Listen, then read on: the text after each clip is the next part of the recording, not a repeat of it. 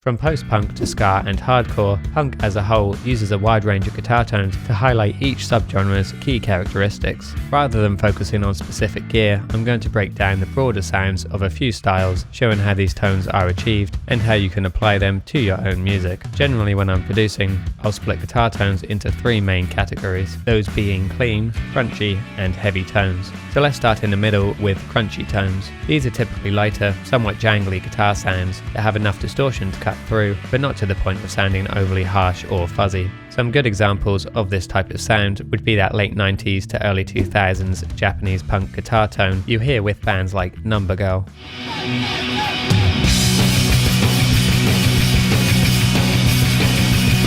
Or the sound that many dance punk and emo bands in the UK started adopting, like Block Party or Los Campesinos.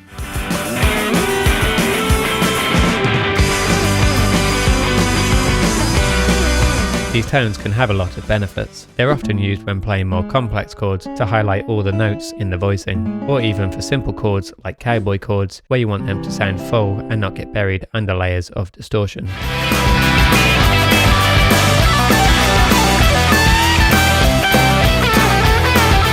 This sound, in combination with heavier tones, can be great for quad tracking too. For instance, you could keep a verse section double tracked with a cleaner, janglier tone, but then bulk up the chorus by adding an additional double track using a heavier amp sound.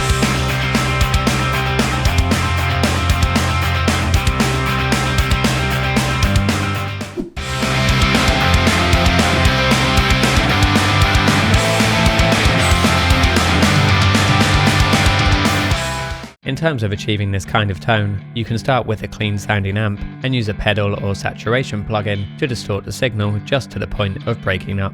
Here I've loaded up Archetype Nolly and started with the clean amp.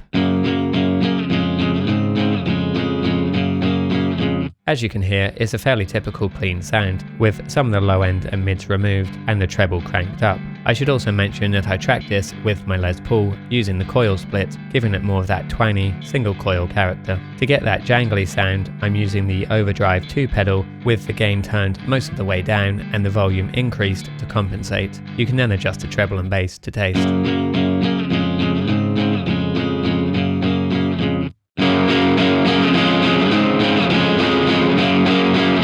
Alternatively, you could do the reverse and start with a heavier amp, like a Marshall or Peavey, pull back the gain until you lose the fuzzier sound, leaving you with a lighter, distorted tone.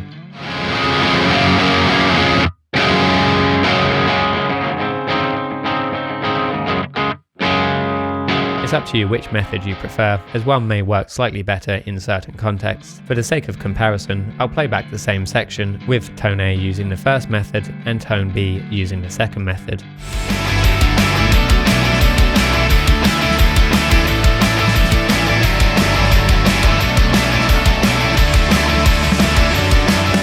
Moving on to heavy tones, these again can take many forms depending on the style. Some bands prefer more of a metallic sound,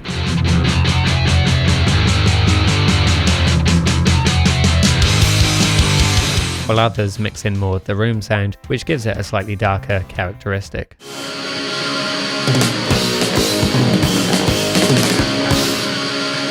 Personally, I tend to either go with the more metal sounding tones or something with a bit more clarity, depending on what I'm playing. Keeping in mind what you're playing in terms of chords and how you plan to voice them is really important in your tone selection, in my opinion. If all you want is heaviness, a slightly scooped sound can often work well, as it layers nicely over the bass and drums. And in fact, the bass tone will often carry more of the perceived sound than the guitars themselves.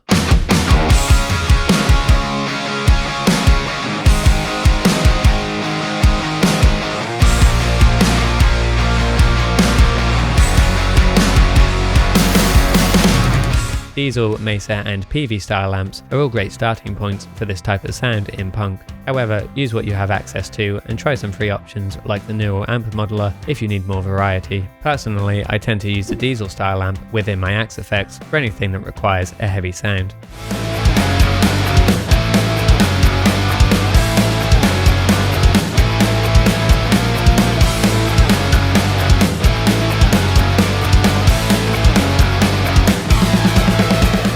Finally, we had the cleaner tones. Again, these can vary greatly depending on the subgenre. From the tight, compressed sounds you might hear in ska punk, Just talk to this girl, used to live, yeah, on my street. After all these years, you're here. To the more chorus or effect heavy sounds often heard in post-punk.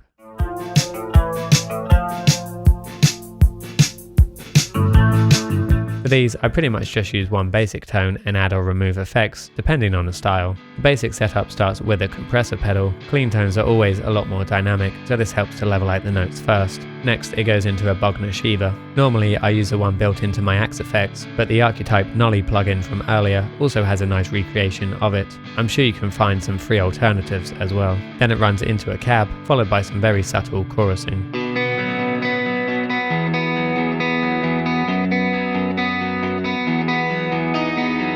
From here, you can add effects post-recording to the track, or throw a few more into the chain if you already know the sound you're going for. Mixing pickup selection can be great too, for example using the neck pickup for one guitar track and the middle or bridge pickup for another. These tend to complement each other nicely, especially with clean tones, which is what I used here.